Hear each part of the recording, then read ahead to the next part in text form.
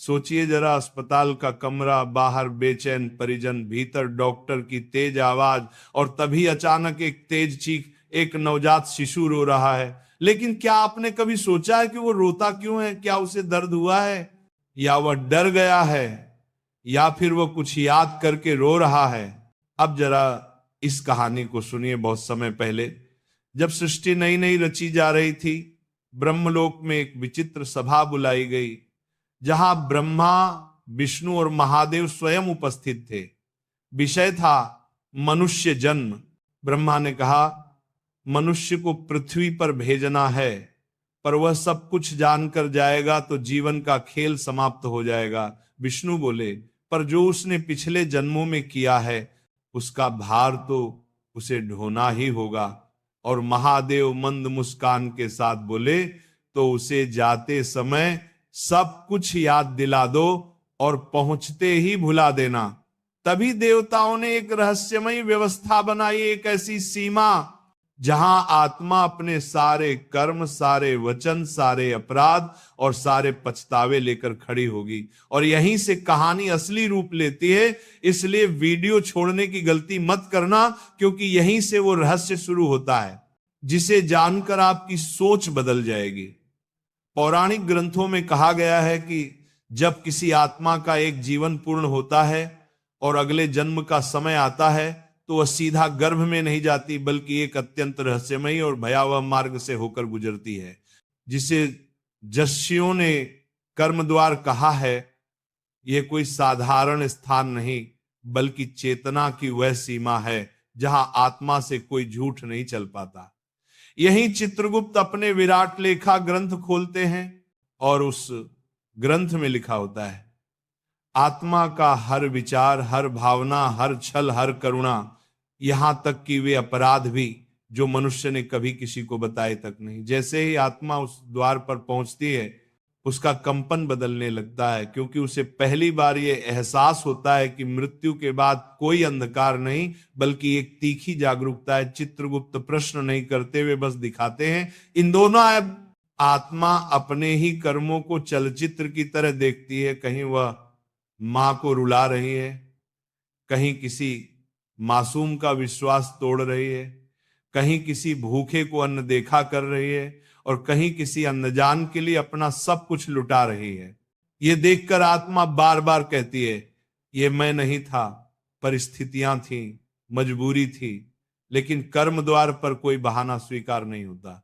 यही आत्मा को बताया जाता है कि अब उसे फिर पृथ्वी पर लौटना होगा, उसी संसार में जिसे वो छोड़कर आई थी।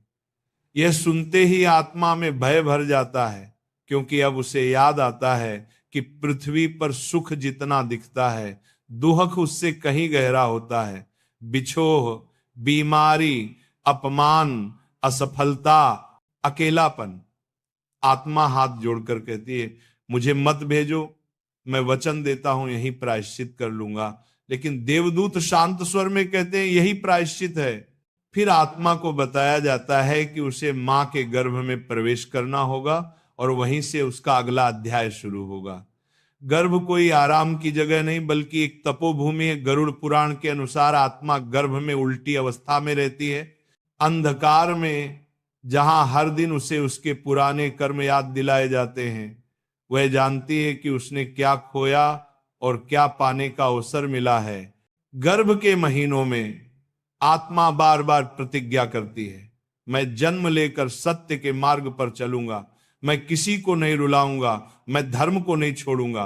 पर जैसे जैसे जन्म का क्षण पास आता है, आत्मा की बेचैनी बढ़ती जाती है, क्योंकि उसे बताया जा चुका होता है कि बाहर निकलते ही सब कुछ छिन जाएगा, यादें, संकल्प, ज्ञान। और यही वह भय है जो आत्मा को भीतर ही भीतर तोड़ने लगता है। और यहीं से उस रोने की नींव पड़ती है जिसे आप सिर्फ आवाज समझते हैं। अब यहां से कहानी उस स्तर पर प्रवेश करती है जहां सामान्य सोच, विज्ञान और तर्क सब छोटे पड़ जाते हैं, क्योंकि ये वो क्षण है जहां आत्मा और माया आमने सामने खड़ी होती है। शास्त्रों में कहा गया है कि जैसे ही गर्भ से बाहर आने का समय आता है, उसी क्षण सृष्टि की सबसे रहस्यमयी शक्ति सक्रिय होती है, जिसे विष्णु की माया कहा गया है।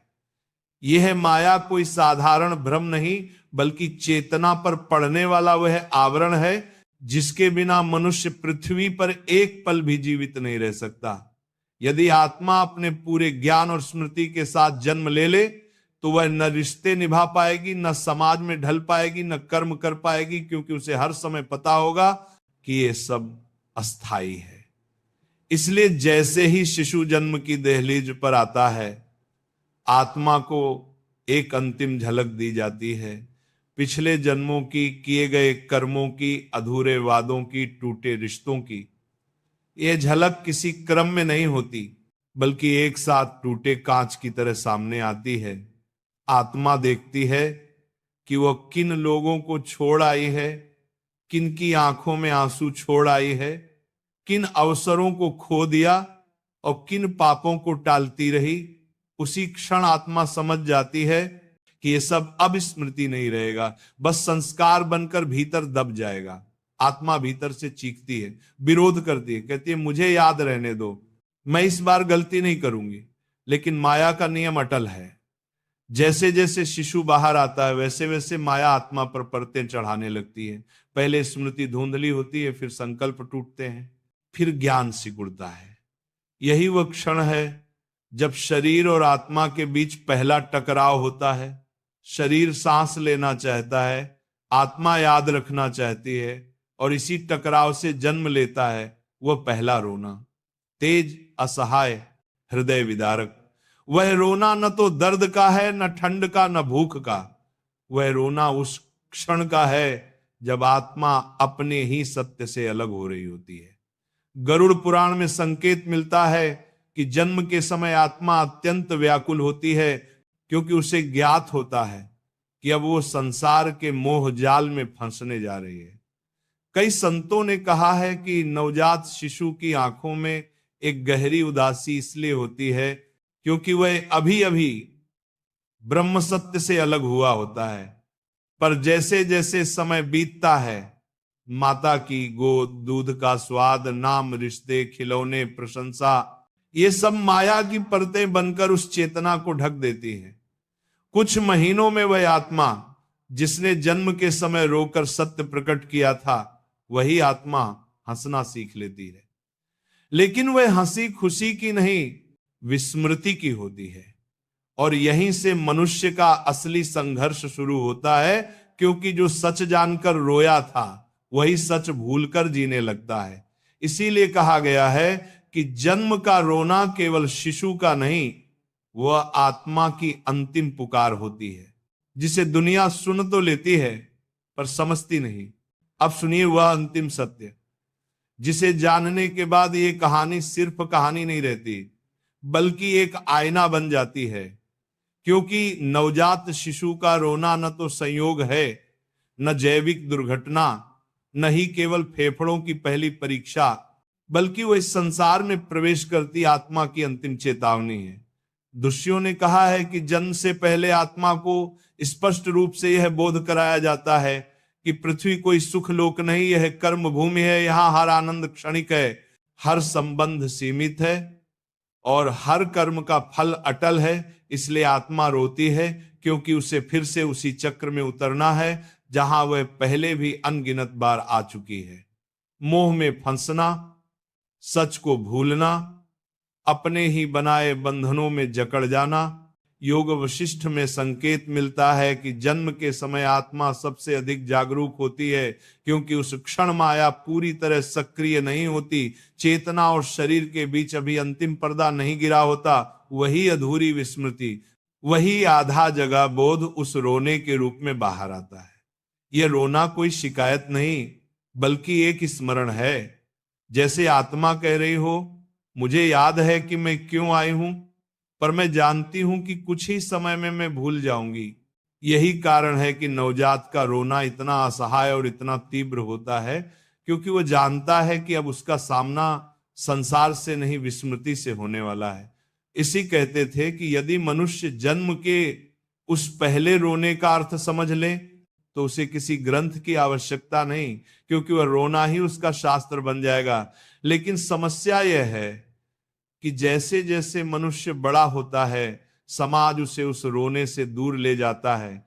उसे सिखाया जाता है कि रोना कमजोरी है, सवाल पूछना विद्रोह है और सच की खोज व्यर्थ है। बचपन में जो बच्चा बिना कारण रोता है उसे चुप कराया जाता है, और वही चुप कराना आगे चलकर उसकी चेतना को भी चुप करा देता है। धीरे धीरे वो आत्मा जिसने जन्म के समय सब कुछ जानकर रोया था, वही आत्मा दुनिया की तालियों, उपलब्धियों और दिखावे में उलझकर हंसना सीख लेती है, पर वह हंसी भीतर से खोखली होती है। संतों ने कहा है कि संसार में सबसे दुखी वही लोग होते हैं जो हर समय हंसते हैं, क्योंकि उन्होंने अपने भीतर के रोने को मार दिया होता है। नवजात का रोना यह भी संकेत देता है कि जीवन कोई उपहार नहीं, बल्कि एक उत्तरदायित्व है, एक अवसर है अपने कर्मों को सुधारने का, अपनी चेतना को ऊंचा उठाने का। गरुड़ पुराण में वर्णन आता है कि आत्मा जन्म से पहले प्रतिज्ञा करती है कि वह सत्य के मार्ग पर चलेगी, पर जन्म के बाद माया उसे यह सब भुला देती है। यही कारण है कि बहुत से लोग जीवन के मध्य में अचानक खालीपन महसूस करते हैं। उन्हें सब कुछ होते हुए भी कुछ कमी लगती है, क्योंकि भीतर कहीं वही आत्मा फिर से रोना चाहती है, वही चेतना फिर से जागना चाहती है। ये वही रोना है जो बचपन में बाहर था और अब भीतर दबा हुआ है। इसलिए कई महात्मा कहते हैं कि ध्यान, साधना और आत्मचिंतन का उद्देश्य कोई नई चीज पाना नहीं, बल्कि उसी पहले रोने को समझना है।